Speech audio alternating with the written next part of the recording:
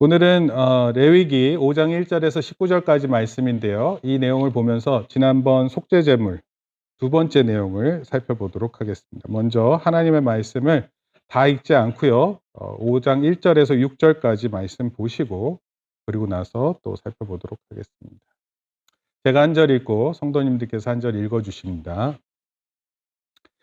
만일 누구든지 저주하는 소리를 듣고서도 증인이 되어 그가 본 것이나 알고 있는 것을 알리지 아니하면 그는 자기의 죄를 져야 할 것이요 그 허물이 그에게로 돌아갈 것이며, 만일 누구든지 부정한 것을 또 부정한 들짐 중의 사체나 부정한 가축의 사체나 부정한 곤충의 사체를 만졌으면 무지중이라고 할지라도 그 몸이 더러워져서 허물이 있을 것이요.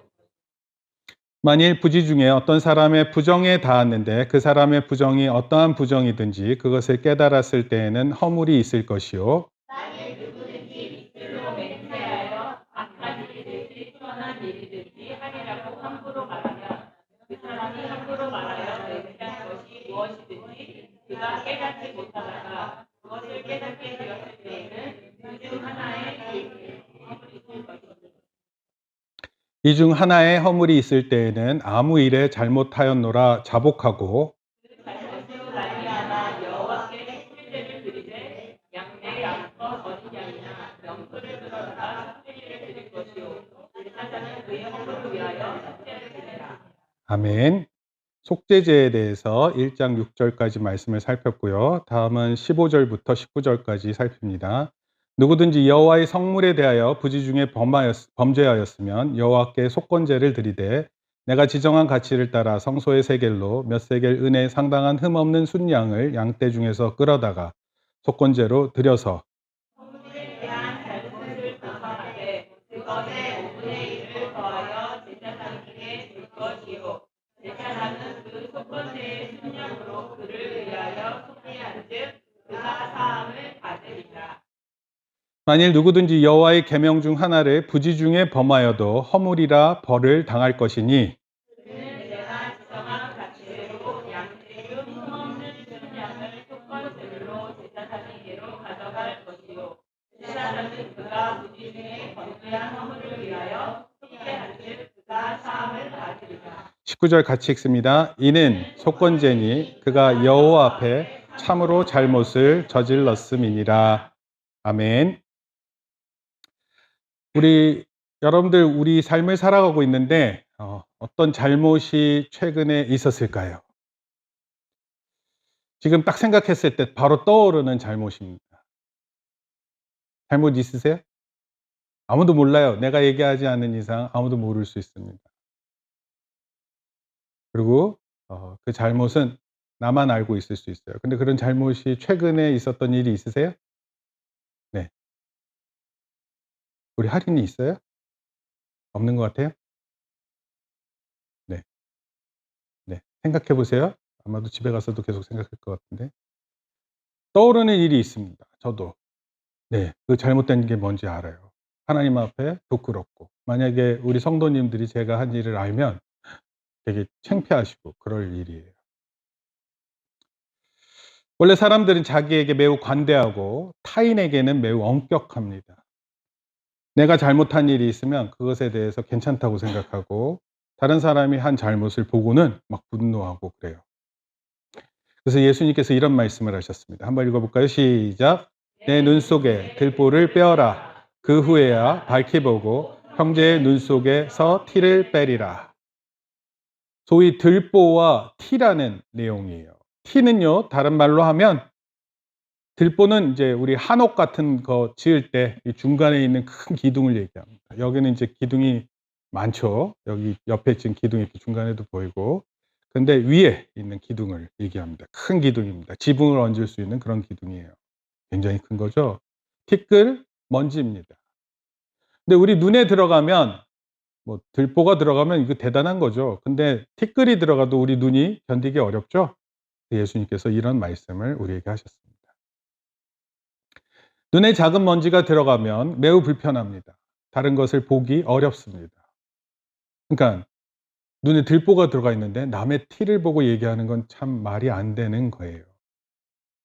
그런데 자신에게 들보고 있다가 예수님은 말씀하셨어요. 그래서 먼저 들보를 빼라.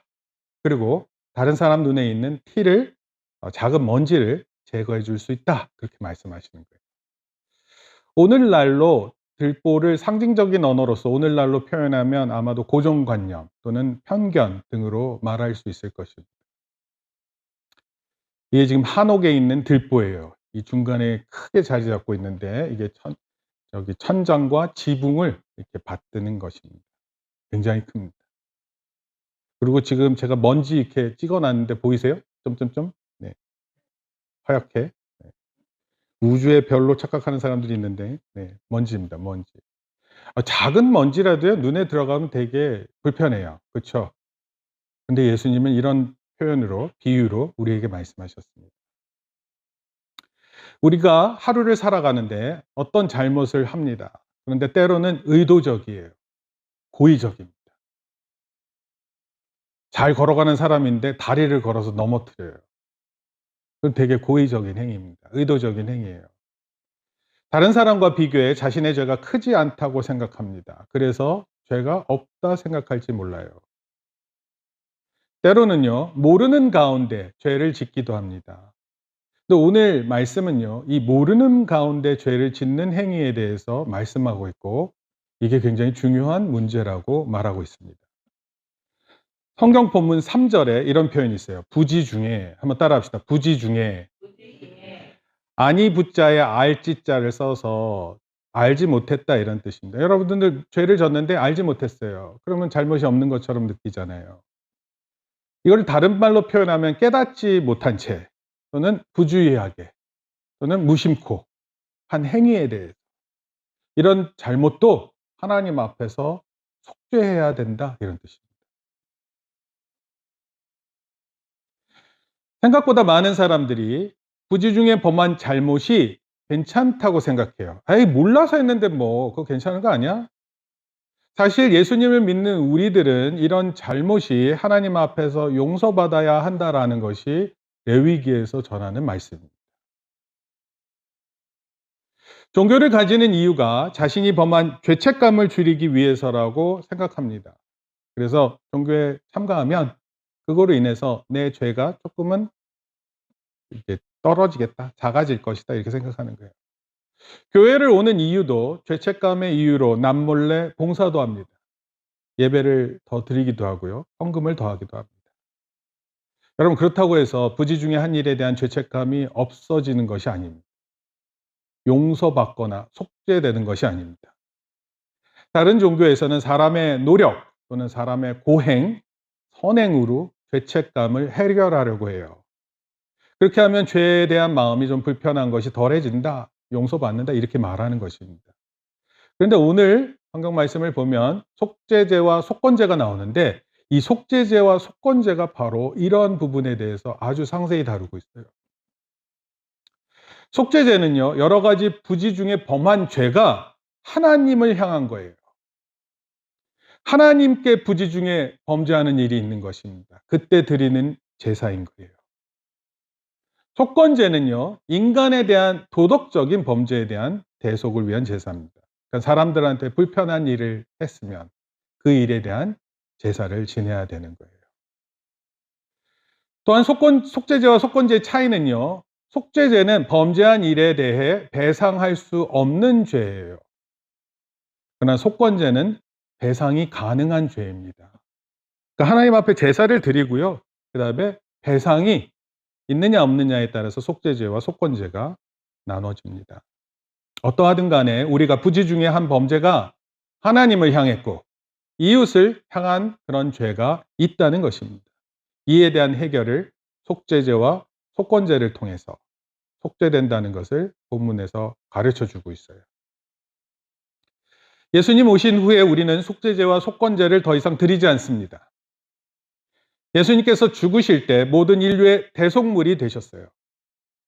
또한 속건제는 우리가 신앙생활을 할 때도 범하기 쉬운 실수 또는 실족, 다른 사람한테 실망시키고 이러는 범죄이기 때문에 날마다 기도함으로 용서받고 회개해서 용서받을 수 있는 거예요. 이런 것에 대한 구체적인 의미를 제가 두 가지로 살펴보려고 합니다. 한번 첫째 읽습니다. 시작. 마음을 정결하게 하려면 내 자신의 노력이 아닌 속죄여야 한다. 여러분 생각에는 내가 다시 마음을 바로잡으면 내가 행동이 바르게 될 것이다. 물론 그렇게 생각할 수 있어요. 근데 성경은 그렇게 말하고 있지 않습니다. 착한 마음을 먹는 거 다 좋은데 하나님 앞에 먼저 속죄해야 됩니다. 용서받아야 돼요. 죄의 심각성은요, 그 고의성에서 엄격한 처벌이 결정됩니다. 만약에 고의적이었잖아요? 그럼 엄격한 처벌을 받습니다. 특히 하나님의 엄중한 명령에도 반대하거나 또는 하나님이 안 계신다 말하면서 하나님을 능멸하는 이런 표현들 있잖아요. 또 생각과 행동들. 그 죄가 결코 자유로울 수 없습니다. 하나님 계신 줄 몰랐어요. 이렇게 해서 해결되는 게 아닙니다. 그러나 부지 중에 하나님의 말씀에 위배되는 행위를 하는 경우가 있어요. 우리들도 있을 수 있습니다. 우리는 하나님 안 계시다 이렇게 고의적으로 얘기하지는 않지만 그러나 하나님 계신 줄을 알면서도 내가 하는 생각과 행동이 맞다고 하다가 부지 중에 잘못된 행위를 하나님께 하는 것을 의미해요. 예를 들어 볼게요. 조금 어렵긴 한데 이런 영화도 있고 그래요. 조직 내에서 부당한 명령을 따라야 하는 것입니다. 여러분의 상급자가 명령을 했어요. 조직 안에서 위계 질서를 가지고 하급자는 상급자의 말을 따라야 합니다. 그런데 만약에 그럴 때 상급자의 명령이 부당하면 어떻게 할 거예요? 여러분 우리 사회에서 이런 일을 부당하게 시켰더라도 따라가야 되는 게 거의 사회적 통념입니다. 하나님의 사람으로 어떻게 해야 될까요? 따라가야 될까요? 군 조직의 경우 불이한 명령으로 한 사람 또는 많은 사람의 생명을 잃게 할 수도 있어요. 결국 그 명령을 따른 사람이 불이한 일에 사용되고 만 것입니다. 나는 명령에 따랐을 뿐이에요. 그런데 사람이 죽었어요. 그럼 그때 그것에 대한 책임이 없어지는 것이냐? 그렇지 않다라는 것입니다. 사람이 죽는다는 것은 하나님이 주신 명령에 위반됩니다. 그렇죠? 사람의 생명을 죽여서는 안 되죠. 또 다른 예를 들게요. 공항에서 가방을 잠시 봐달라고 누가 부탁했어요. 그런데 공항 경찰이 마약 단속을 하던 중에 그 가방에서 마약이 발견되잖아요. 그러면 그 서 있던 사람이 마약 소지자로 체포됩니다.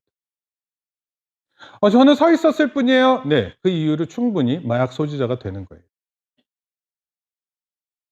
속죄죄는요, 바로 이런 부지 중에 범한 죄, 그것도 하나님의 율법에 위반한 죄에 대해서 속죄제사를 통해 정결함과 용서를 받을 수 있다는 것을 보여주는 거예요. 여러분, 우리 사람들은요, 의도적으로도 죄를 짓지만 부지 중에도 굉장히 죄를 많이 짓는다고 생각해야 돼요. 나는 절대로 그렇지 않은 사람이에요. 이렇게 생각하지 말고 저는 의도적으로도 죄를 짓기도 하지만 때로는 부지 중에도 죄를 짓는데 이것이 하나님을 향할 때가 있는 것이에요. 하나님은 하나님을 향한 부지 중에 범한 죄에 대해 잘못이 있다 말씀하시는 거예요. 그리고 그 죄를 속죄하라 명령하시는 것입니다. 레위기 5장 13절 말씀이에요. 같이 읽습니다. 시작. 제사장이 그가 의심해서 하나님을 범하여 하늘을 위하여 속죄하거든 그가 사함을 받으리라. 그렇게 해서 용서를 구하면 속죄하게 되고 제사장을 통해서 그가 사함을 받는다. 용서를 받는다 이런 뜻이에요. 여러분 죄로부터의 자유가 그 사람에게 얼마나 큰 자유를 주는지 모릅니다. 정말 많은 사람들이 자신의 한 행위에 대해서 부끄러워하고 수치스러워하고 그 죄책감에 빠져나오질 못해요. 어떤 교수가 그런 얘기를 했어요. 스트레스에 대해서 얘기하는데 스트레스는 마치 이렇게 물 한 잔을 들고 있는 것과 같대요. 그럼 물 뭐 얼마 안 들었으니까 이거 오래 들 수 있잖아요. 근데 이거 드는 정도가 예를 들어서 하루, 이틀, 일 주일 되잖아요. 그러면은 이거 들 수 있을까요? 계속 이렇게? 못 듭니다. 스트레스를 계속 가지고 있잖아요. 그러면은 그 스트레스에서 벗어나지 못합니다. 사람뿐만 아니라 동물들도 그 스트레스를 테스트를 해 봤는데 그 테스트 상황 안에서 동물이 절대로 벗어나지 못합니다. 웃기지 않아요? 얼마든지 그 스트레스에서 벗어날 수 있는. 그래서 그 교수님 얘기로는 스트레스를 관리하는 법이 어떤 거냐면 이 스트레스를 이렇게 내려놓는 거라고. 그 들고 있지 말라는 거. 그러니까 하루 종일 그걸 생각하고 골몰하다가 속상하고 마음 상만 하는 거예요. 왜냐면 근데 이게 스트레스가 아니라 죄책감이면 이게 더 심해집니다. 그런데 그 부지 중에 죄책감 가졌던 거 있잖아요. 그것이 하나님 앞에서 용서함을 받는다. 하나님 앞에서 죄를 지은 동기와 정황의 차이가 있겠지만 하나님 앞에서 죄라는 점에서는 부지 중에 죄나 충동적인 죄나 의도적인 죄나 다 악한 것입니다. 신명기 28장 20절 말씀이에요. 시작. 내가 악을 행하여 그를 잊음으로 내 손으로 하는 모든 일에 여호와께서 저주와 혼란과 책명을 내리사 망하며 속히 파멸하게 하시고. 그럼 만약에 내가 죄를 졌는데 이거 계속 모르면서 행동하잖아요? 그러면은 결국 하나님이 원래는 우리에게 용서 구하고 죄 사함 받으면 우리가 축복받고 하나님과의 관계가 회복되는데 그것과 정면으로 반대되는 정반대되는 쪽으로 하나님께서 결과로 임하시겠다 약속하십니다. 신명기는 모든 악행은 하나님께 불순종이라 말하고 있어요. 둘째, 따라 읽습니다. 시작. 양심을 깨끗하게 하려면 속죄해야 합니다. 네. 도대체 우리의 양심은 어떤 것일까요? 양심을 또 다른 사람들은 의식 이렇게 자아의식 이런 걸 얘기합니다. 자아의식이 높은 사람일수록 자기가 하는 행위에 대해서 잘 생각을 해요. 이것이 옳다, 틀리다. 다른 사람에게 그 잣대를 들이대기 전에 먼저 자기 자신을 봅니다. 자기 자신을 보고 자신의 모습을 생각해요. '이게 괜찮은 거였나? 이렇게 말해도 됐었나?' 대한민국 피해보상 청구제도라는 게 있습니다. 만약에 범죄를 당했단 말이에요. 근데 그 범죄를 당한 것에 대한 피해가 발생하잖아요. 근데 이 범죄자가 갚지 않아요. 아무런 반응도 안 합니다. 여러분 때로는 참 무참히 사람이 죽게 되는 걸 보게 돼요. 그쵸? 일하러 가던 중에 그 수고하던 50대 가정이 그냥 음주운전자에 의해 차에 그냥 희생이 되는 겁니다. 근데 그럴 때 이렇게 피해 보상 청구 제도라는 게 있어요. 범죄 피해자 보상이라는 게 있고 소비재 피해 보상이라는 게 제조물 책임법도 있습니다. 물건을 만드는 사람들한테 책임이 있습니다. 이 외에도 농업재해 보상제도, 산업재해 보상제도, 그리고 우리가 잘 아는 재난지원금 등이 있습니다. 재난지원금 다 아시죠? 혜택을 좀 보셨죠? 실제로 이런 제도는요, 우리에게 있었던 피해에 대해 국가가 실질적으로 도움을 주는 것을 의미해요. 일종의 피해에 대한 국가 보상입니다. 국가도 그 책임을 면할 수 없다 이런 뜻이에요. 그런데 국가가 어떤 피해를 보상하는 것에 반대하는 사람들도 있습니다. 왜 국가가 그거 다 책임을 져야 되느냐. 이런 얘기하는 사람들이 참 공무원이라는 점에서 참 마음이 괴롭습니다. 최근에 일본 후쿠시마 원전 오염수 또는 처리수에 대한 논의가 있었습니다. 국민의 수산물에 큰 위협이 되기 때문에 그래요. 국민들 83.4%가 오염수가 해양 방류되면 수산물 소비를 줄이겠다 선언합니다. 연간 피해액으로 3조 원이 넘어요. 그러면 이거 그 피해 고스란히 누구한테 가요? 우리나라 수산업자들에게 가는 겁니다. 일본은요, 자국 수산업자 피해 보상을 위해서 2021년부터 진행해 오고 있어요. 민망한 일이에요. 제가 여러 가지 많은 생각들을 해 본데 도대체 이게 속건제랑 무슨 상관이냐? 사실 그것 때문에라도 이런 내용을 전하고 나서 속건제 얘기하는 게 또 민망하기도 합니다. 속건제는요, 여호와의 성물을 잘못 사용했을 때, 범해서는 안 되는 여호와의 계명 중 하나를 범했을 때, 또는 도둑질이나 속임이나 착취로 이웃을 침범했을 때, 그 죗값을 치르고 피해에 대한 보상을 하기 위한 제도입니다. 우리가 하나님 앞에 잘못한 것에 대해서 그냥 용서만 받고 끝나는 것이 아니라 소위 내가 끼친 피해에 대해서 보상을 지는 것을 의미해요. 하나님의 것이든 이웃의 것이든 자신의 소유가 아닌 타인의 소유물에 손해를 끼친 것에 대한 보상인 것입니다. 속죄하기 위해 흠없는 순양을 드렸다면 피해를 보상하기 위해서는 피해액의 20%를 더해서 드렸어요. 영화 밀양이라는 영화가 있습니다. 이 영화가 인제 속건제에 대한 의미를 관련돼 있어요. 하나님에 대한 용서함을 받는 것이 사람에 대한 용서함을 받는 것과 같다고 생각하는 것이 얼마나 틀렸는지를 지적합니다. 근데 성경도요. 하나님께 용서받으면 끝나는 게 아니에요. 사람한테도 용서받아야 되는 것이 중요하다는 것을 분명히 속건제를 통해서 말하고 있어요. 전도연이라는 배우가 신에 자기의 외아들을 잃었죠. 그 아들을 잃고 그 사람을 아들을 죽인 그 학원 원장이죠. 원장이 감옥에 있는데 찾아갔어요. 근데 그 원장님이 뭐라고 얘기를 하냐면 자기는 하나님께 용서함을 다 받았다 이렇게 얘기를 한 거예요. 그랬더니 전도연이 이런 얘기를 해요. 용서해 주고 싶었는데 용서를 할 수 없어요. 이미 용서를 얻었다는데 제가 어떻게 용서를 해요. 이 멘트가 도대체 하나님의 용서와 사람의 용서가 구분이 없는 것처럼 들리는 것 같아요. 그래서 기독교가 얼마나 찌질한 종교인지를 막 말하는 그런 사람들도 있고 어떤 사람은 성경을 잘못 오해하고 표현하는 것 같다 말하기도 합니다. 어찌 됐건 성경은 속건제를 통해서 사람들에 대한 피해도 보상하게 되어 있습니다. 속건제는 다른 사람의 재산 또는 물질을 훔치거나 착취한 경우에 남에게 피해를 입혔지만 개인적으로 하나님과의 관계가 올바르지 않았기 때문에 잘못한 것이기 때문에 그것은 하나님께 드리는 것으로 출발하는 것이 맞아요.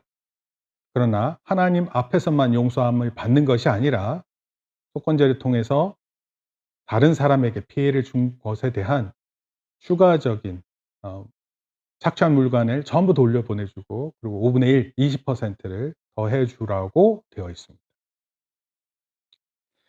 그럼 우리가 레위기 1 장에서 5 장까지 살펴보면서 5대 제사를 살펴봤어요. 근데 이때 우리가 진짜 보게 되는 것은 뭐냐면 하나님은 실로 사람의 영혼을 중요시 여기세요. 원래는 그 죄를 대신하지 않으면 사람이 죽어야 되는 거예요.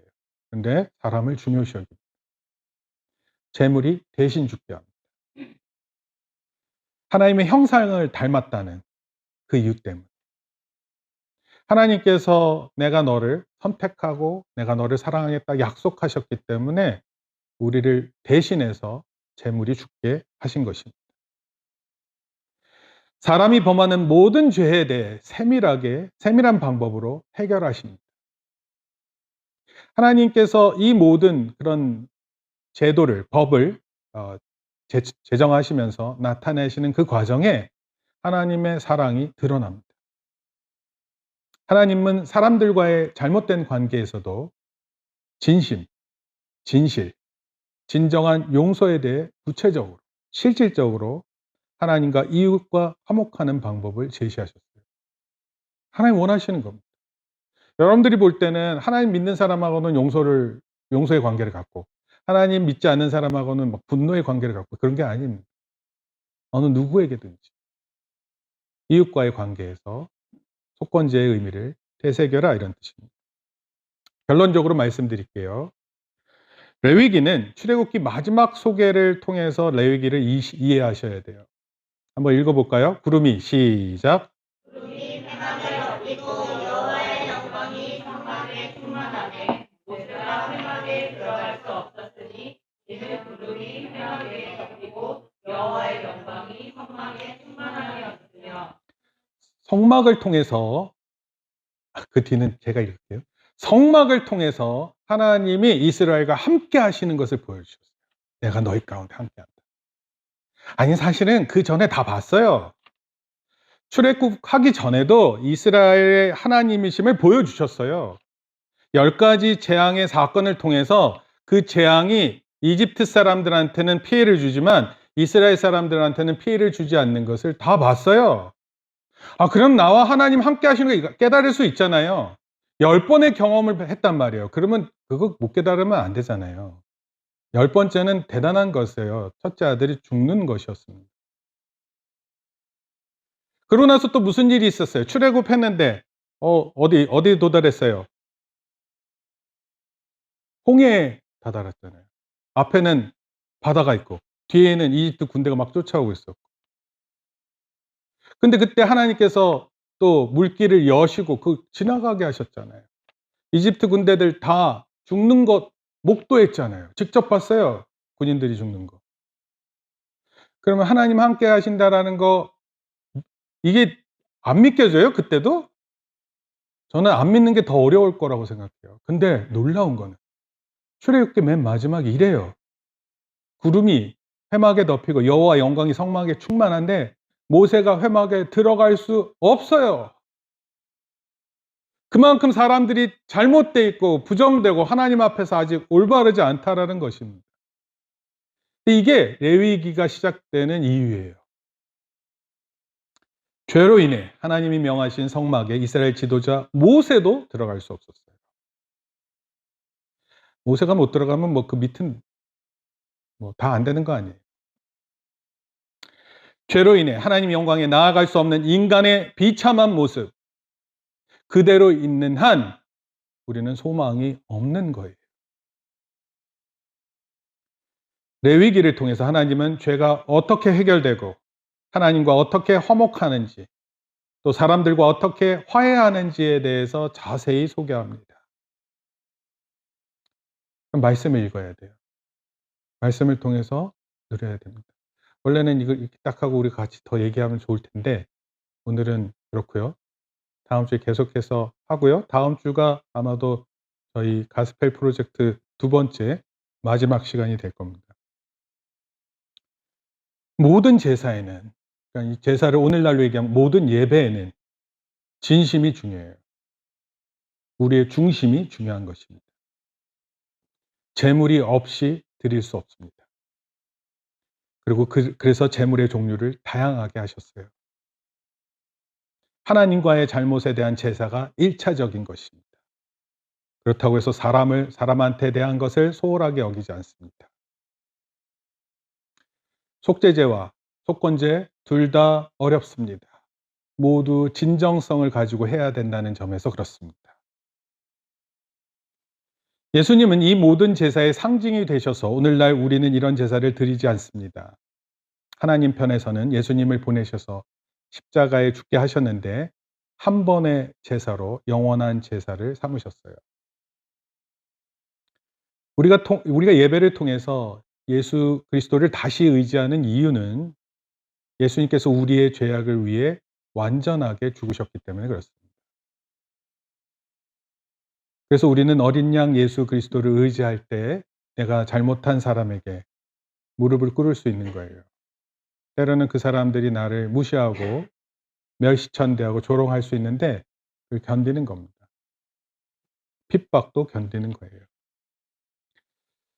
어 파키스탄 선교사님 또 터키 선교사님 이야기를 지난주에 좀 들었어요. 그런데 우리가 볼 때는 뭐 요즘에 세계가 그냥 뭐 여러 가지 일들 가운데 특히 한국 사람들이 외국에 나가면 이렇게 다 그 소위 K 인플루언서에 의해서 영향을 좋게 설명 듣잖아요. 그런데 이 목사님들 선교사님들이 가서 하면 대단히 핍박을 받는다고 합니다. 대단히 무시당한다고 그래요.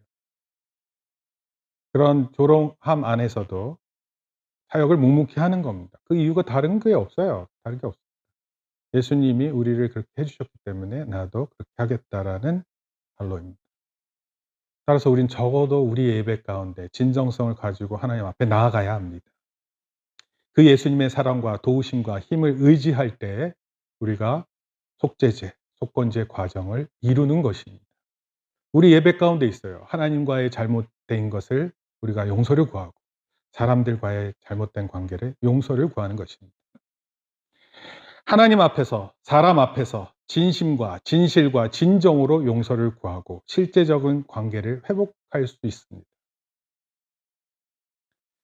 구약의 속죄제와 속건제 그 의미대로 예배하면 참된 화목을 이루고 실질적인 하나님의 나라를 우리의 가정에도 이룰 수 있고 우리 사회에서 또 모든 공동체 속에서 무엇보다 우리 교회에서 이루게 될 것입니다. 예수님께서 이런 말씀하셨어요. 한번 같이 읽겠습니다. 시작. 화평케 하는 자는 복이 있나니 그들이 하나님의 아들이라 일컬음을 받을 것이니. 네. 하나님 아들이 예수 그리스도께서 우리와 하나님의 관계를 화평케 하셨죠? 마찬가지로 우리도 그런 일을 할 때 하나님의 아들이라는 건 대표 명사예요. 따라서 아들, 딸도 일컬음을 받게 되리라. 그래서 이번 주에는 우리의 삶 속에서 '하나님 아들 같다.' 이런 소리 꼭 들으시기 바랍니다. '하나님 딸 같다. 넌 어쩜 그렇게 교회를 진짜 교회 잘 다니는 사람 같다.' 이런 소리를 꼭 들어보는 저와 여러분 되기를 축복합니다. 기도하시겠습니다. 하나님 아버지 감사합니다. 레위기 말씀을 통해서 우리에게 우리가 정결하지 못한 상황에 있는데 또 그것을 해결할 수 있는 능력도 없는데 그 가운데 있는 우리를 불쌍히 여기셔서 우리의 생명 대신 다른 재물이 희생되게 하셨고 또 여러 가지 방식으로 하나님 원하시는 제사가 있었음을 살펴보았습니다. 예수 그리스도께서 우리에게 오셔서 이 모든 제사의 핵심이 되셨고 또 중심이 되셔서 모든 제사 제도가 없게 하셨습니다. 그리고 그 예수님을 의지할 때 하나님 또 그 죄의 용서를 구할 때 다시 한번 하나님과 화목하게 되고 또 우리와 이웃과 화목되는 것을 믿습니다. 정말로 오늘날 이 세상 살아갈 때 너무나도 복잡한 상황 가운데 나랑 마음 맞으면 된다고 생각하면서 살아가기 쉬운데 하나님 화평케 하는 사람들 다 되게 붙들어 주시옵소서. 먼저는 하나님과 화목하게 하시고 그리고 모든 이웃과 화목하는 우리의 모습들이 되는 것, 그것을 중요시 여기며 살 수 있는 저희들 되게 도와주시옵소서. 그런 성도의 삶으로 우리를 부르셨사오니 주여 영광 받아 주시옵소서. 예수님의 이름으로 기도합니다. 아멘. 이제는 우리 주 예수 그리스도의 은혜와 하나님 아버지의 크신 사랑과 성령님의 감화 감동 교통하심이 레위기를 통해 하나님께서 우리에게 특별하신 죄 용서받는 길을 열어 주셨고 예수 그리스도를 통해 완성하심을 믿게 하심을 믿고 돌아가는 모든 성도들 머리 위에 이제로부터 영원토록 함께 있을지어다. 아멘.